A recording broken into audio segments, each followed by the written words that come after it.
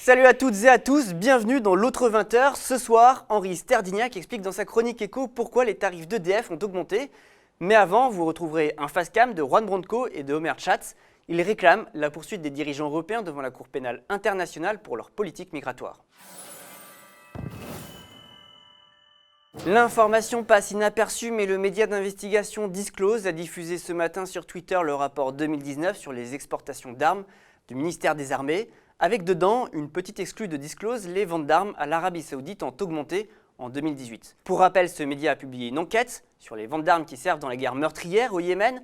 Made in France, c'est le nom de cette enquête qui a valu à des journalistes d'être convoqués par la DGSI, les services de renseignement intérieur. Pourtant, comme le précise Florence Parly, la ministre des Armées, dans les premières lignes de ce rapport, les Français ont besoin de transparence. Pour le lire en intégralité, vous pourrez retrouver le rapport dans les commentaires de cette vidéo et je vous invite à consulter l'enquête de Disclose sur leur site. C'est un autre document de 250 pages que Juan Branco a lui aussi publié sur Twitter, le fruit d'un travail sur la gestion migratoire en mer Méditerranée réalisé avec le professeur de droit Omer Schatz.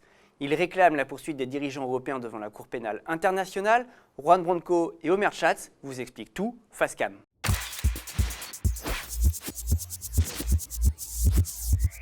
Juan Branco, avocat et porteur avec Omer Schatz d'une plainte auprès de la CPI pour sa politique migratoire en Méditerranée. Omer Schatz, avocat, enseignant à Sciences Po de droit international. On révèle que l'Union européenne a eu l'intention, et des États membres de l'Union européenne ont eu l'intention de faire mourir des gens, en fait, pour tout simplement inhiber d'autres personnes qui voulaient traverser la Méditerranée, que ce soit pour sauver leur vie ou pour d'autres raisons. Or, le problème, c'est que c'est des morts qui sont intervenus en masse. Il y a plus de 14 000 personnes qui sont mortes pendant la période que l'on a examinée, et que du coup, on peut qualifier ces actes de crimes contre l'humanité. Donc ça fait un peu bizarre de penser que des dirigeants de l'Union européenne sont responsables de crimes contre l'humanité. Et donc on a travaillé pendant 2 ans pour établir ces faits et pour montrer comment en fait, il y a eu une politique qui a été adoptée à cette fin.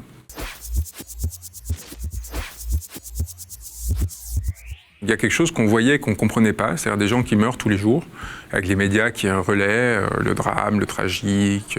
On voulait comprendre ce qu'il y avait derrière la fable et qu'est-ce qui expliquait le fait que ces personnes meurent de façon si systématique.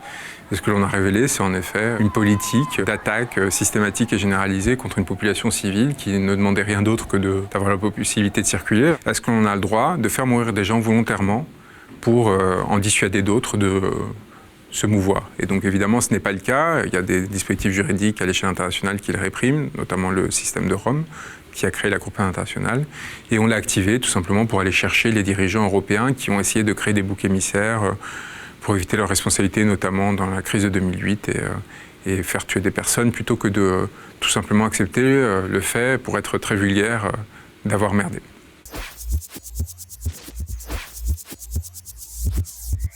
Bonne question. Je pense qu'ils étaient engagés dans une politique migratoire dans laquelle ils voulaient bloquer la migration vers l'Europe à tout prix, en fait.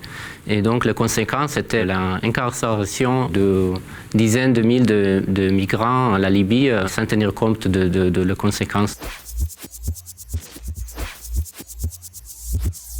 Le problème majeur n'était pas été juridique, il est plutôt au niveau politique. Juridiquement, on n'a pas rencontré de problème à établir les dossiers en disant et montrant que l'Union européenne, en fait, c'est lui qui finance, c'est lui qui fait la formation, c'est lui qui donne les bateaux pour la garde-côte libyen, pour faire les crimes contre l'humanité dans lesquels tout le monde est d'accord que ce qui se passe à la Libye maintenant au sujet migratoire est inacceptable. Même le procureur de la Cour pénale internationale, il y a déjà une enquête en cours. Et juste, ce qu'on demande, c'est aller plus loin et chercher les acteurs les plus responsables. Peu et beaucoup. C'est-à-dire que d'un côté, on a très conscience que la CPI est quand même non pas une imposture, mais quelque chose qui s'en rapproche. Et d'autre part, à l'envers, en même temps, l'espoir toujours que la rigueur de ce travail qui a pris extrêmement longtemps, que l'on a fait de façon extrêmement, non pas laborieuse, mais en tout cas avec beaucoup de finesse, quoi, pour vraiment ne laisser aucune porte de sortie, aucune excuse à cette institution, puisse porter ses fruits et que peut-être celle-ci se réinvente et se rende compte qu'il était complètement absurde d'aller chercher toujours les petits exécutants et jamais les grands responsables, parce qu'on donne l'impression que ce qui se passe en Libye, du fait des trafiquants, des camps de détention, on a toujours l'impression que c'est le fruit un peu de quelque chose qui serait incontrôlable et intenable. Ce qu'on montre, en fait, c'est juste le fruit d'une politique menée de façon très cynique et assumée par nos dirigeants, tout simplement. Faire comme s'ils n'intervenaient pas dans cette situation, alors que dans les faits, ils ne faisaient que déléguer l'exécution de leur politique à des milices et des gardes-côtes qui le faisaient en leur nom.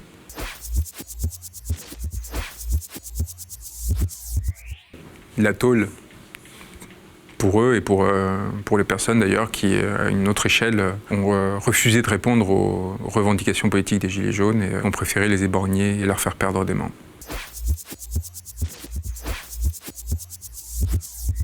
C'est l'Union européenne et après il y a des pays qui sont un petit peu plus responsables, mais la responsabilité est des individus, c'est des politiciens, c'est des gens qui sont responsables de mener cette politique. Juste les preuves qu'on a trouvées, c'est que l'Italie a collaboré depuis l'époque Kadhafi-Berlusconi cette politique et après l'Allemagne et la France par exemple récemment a décidé de fournir plus de bateaux à la garde-côte libyenne, malgré le fait qu'on sait très bien que même les Nations Unies, le Conseil de sécurité, il y a un embargo des armes, on sanctionnait des individus de la garde-côte libyenne pour des crimes de trafic humain, etc. Donc c'est juste les pays qui étaient impliqués des décisions qui sont criminelles.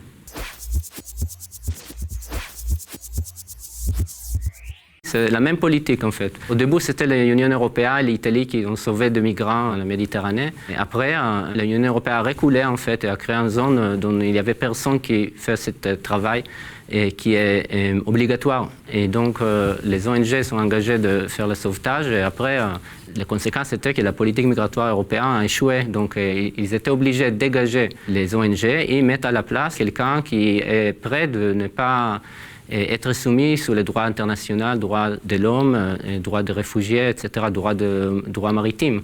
Et donc, ça, c'est la garde-côte libyenne qui ont d'accord de le faire pour l'Union européenne. Parce que l'Union européenne ne peut pas faire parce qu'ils savent très bien que c'est illégal et que c'est criminel. Les tarifs réglementés d'EDF, l'électricité de France, ont augmenté. Pourquoi et quelles leçons en tirer? Henri Sterdignac nous explique dans sa chronique éco. Regardez.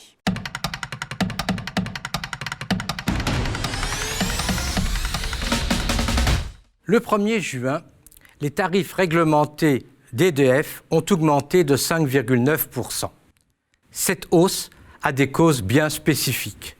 Contrairement à ce que prétend le ministre de l'Écologie, la hausse ne provient pas des coûts d'EDF. En particulier, elle ne provient pas des avantages de ses salariés. En fait, 40% de la hausse viennent d'un objectif bien particulier. Il faut obliger EDF à ne pas être trop compétitif. C'est une conséquence directe de l'idéologie libérale de la Commission européenne. Celle-ci impose aux États membres d'appliquer partout la concurrence libre et non faussée, en particulier au secteur de l'énergie. Elle refuse de tenir compte des spécificités de ce domaine, en particulier des nécessités du service public et des nécessités de la planification de long terme. La Commission impose que EDF soit mise en concurrence et les gouvernements français successifs ont accepté que la Commission ait son mot à dire sur l'organisation du secteur énergétique français. Historiquement, EDF a en France un monopole pour la production d'électricité hydraulique, pour la production d'électricité nucléaire, pour le transport de l'électricité et sa distribution aux ménages. Aussi, la Commission impose à la France d'organiser artificiellement la concurrence du marché de l'électricité. C'est ainsi que sont apparus artificiellement des fournisseurs dits alternatifs d'électricité comme Engie, Total Direct Energy ou Cdiscount. En 2010, la loi Nouvelle organisation des marchés de l'électricité a imposé à EDF de vendre à ses concurrents 25% de la production d'énergie nucléaire, soit 100 TWh.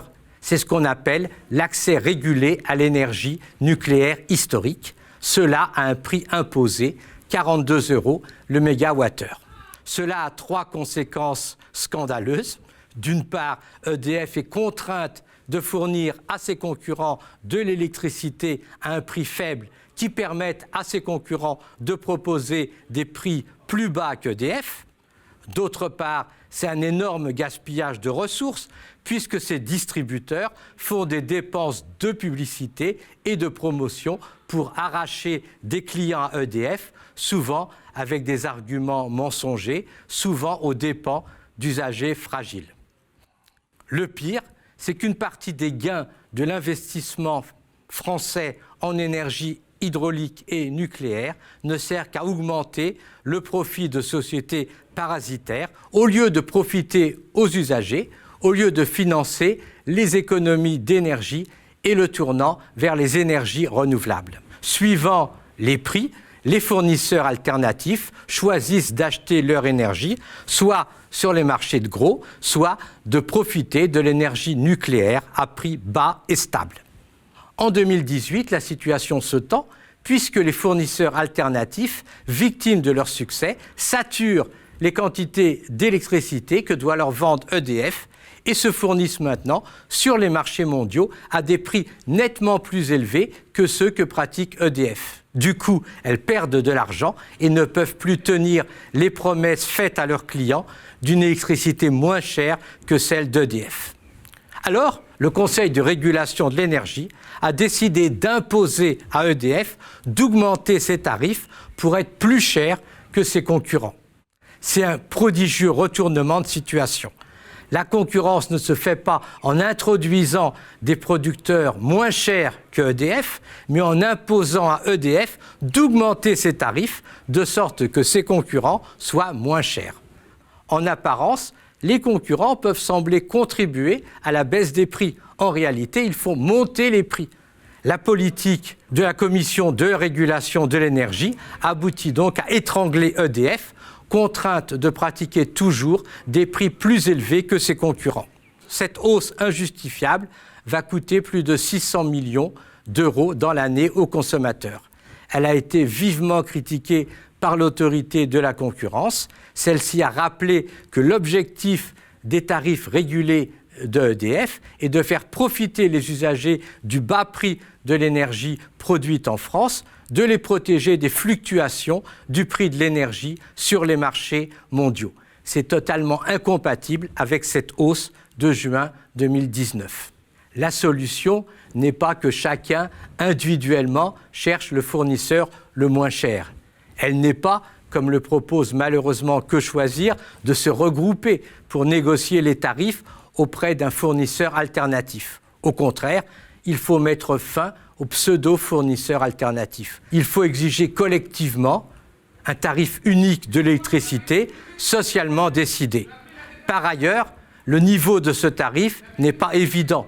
Il faut à la fois inciter aux économies d'énergie, il faut favoriser les énergies renouvelables plutôt que l'énergie fossile, donc favoriser l'électricité. Il faut surtout passer en douceur du nucléaire aux énergies renouvelables.